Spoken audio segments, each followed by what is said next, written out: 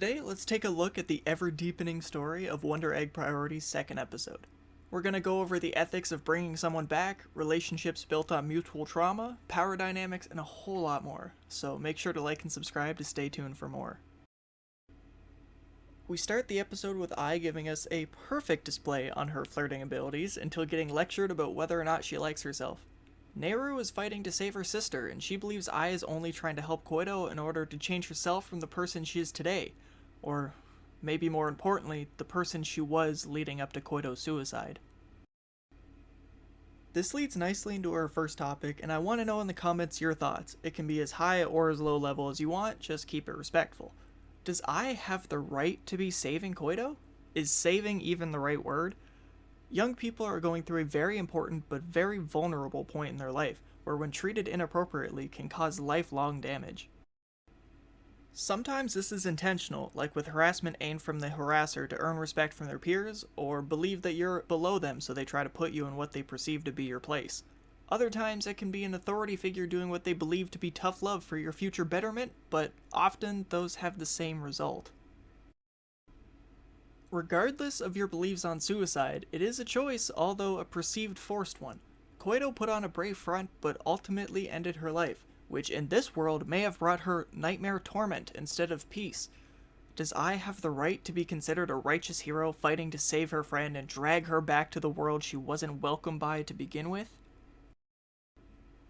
I love that anime is a stylized medium that is safe for serious topics to be explored in, where we can hopefully disassociate from the real world, and discuss issues as primarily issues without bringing in all the baggage that exists in our world. Let me know your thoughts. It's very important to hear different perspectives on things like this. Ai cracks her new egg and quickly escorts Minami out. Minami, unlike Kurumi, has no idea what's happening, which tells me that each soul must be saved from these nightmare worlds over and over and over again in order to have a range of people who either understand the world or who are being introduced to it for the first time. If I'm correct, this has insane implications.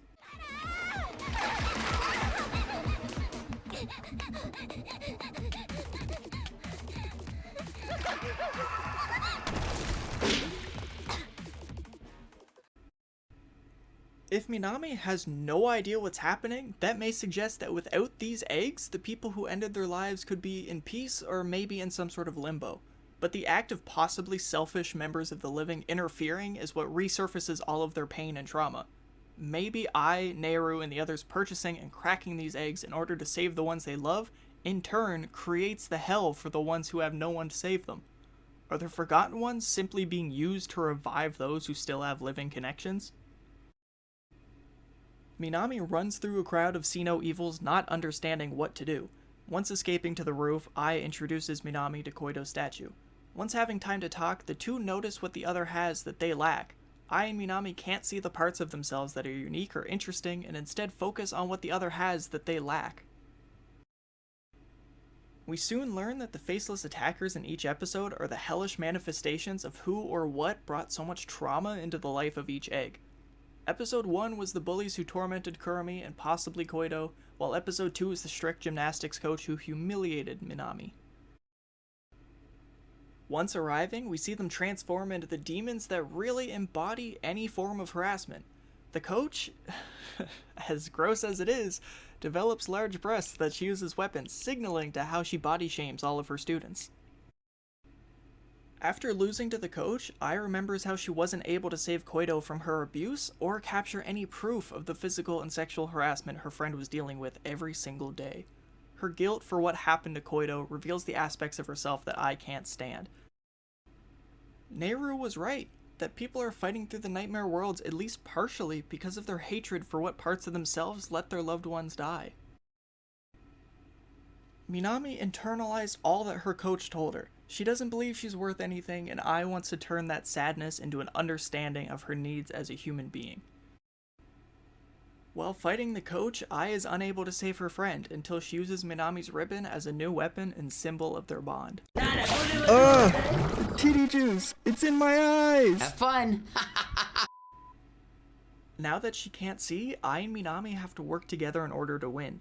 As all abusers do, the coach tries to justify how what she's doing isn't abuse and is what Minami deserves. She uses her position not only as a coach, but as a trusted official in gymnastic competitions to hold Minami down in this position of weakness. Ai needs to help Minami stand up to that abuse in order to save her.